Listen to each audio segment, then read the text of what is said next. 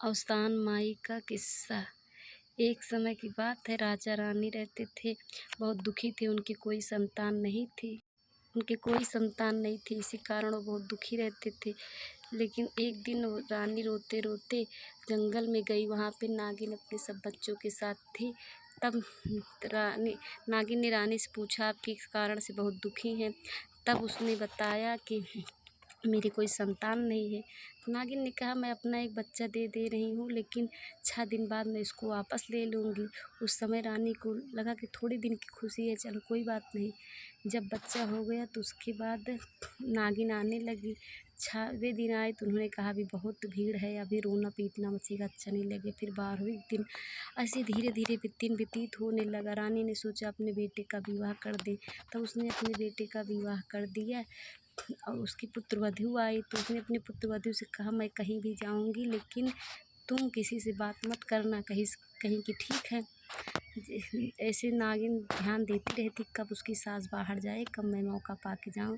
तो एक दिन उसकी सास बाहर गई थी, तब वो आई। उसने कहा कि तुम्हारा पति ना जो है एक सांप है, उससे कहना कि वो पानी में अपना मुँह देखे, कहीं कि ठीक है। एक दिन तो राजा ने टाल दिया, लेकिन दूसरे दिन फिर कहा। तो राजा ने कहा कि क्या बार बार जिद करती हो? कहे नहीं, मैं आज खाना पीना नहीं खाऊंगी जब तक आप सही नहीं बताएंगे।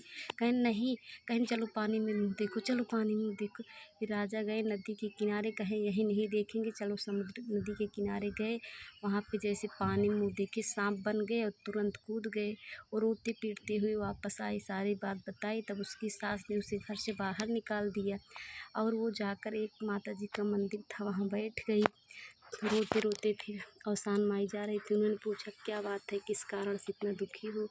तब उसने कहा कि ऐसी ऐसी बात है। उन्होंने कहा, ठीक है, मैं आती हूँ तो बताती हूँ। तो माता ने आया, कहा कि तुम दुरिया चबुआओ, मुझको भी न्योता दो और उस नागिन को भी न्योता दो, तुम्हें बताती हूँ, कहीं ठीक है। उन्होंने उसको भी बुलाया और नागिन को भी। ऐसे वो जाने लगी तो अवसान माई का पैर छुआ तो उन्होंने कहा, सदा सौभाग्यवती रहो, पुत्र वधू हो। तो नागिन से कहा, तुम भी वरदान दो। तो कुछ दूसरा बोलना था, लेकिन माता ने कहा, जो मैंने दिया है वही दो, सौभाग्यवती हो। कहीं ठीक है, सौभाग्यवती भव। इस समय भूल गई कि मेरा ही बेटा है और पुत्र वधू हो। तो माता ने कहा, आपने क्या दे दिया? अपना पुत्र तो आपने वापस ले लिया है, तो कैसे सौभाग्यवती हो? तो नागिन मुस्कुराने लगी, बोली, आपकी चालाकी के कारण मैं समझ नहीं पाया। उसने अपने बेटे का पीठ ठोका और कहा, आज से मैं तुमको अमर करती हूँ और इसका सुहाग वापस करती हूँ। तो तुरंत तो अवसान माई की कृपा से उसका सुहाग वापस हो गया और वह खुशी खुशी आकर पूरे परिवार के साथ रहने लगी। बोलो अवसान माई की जय।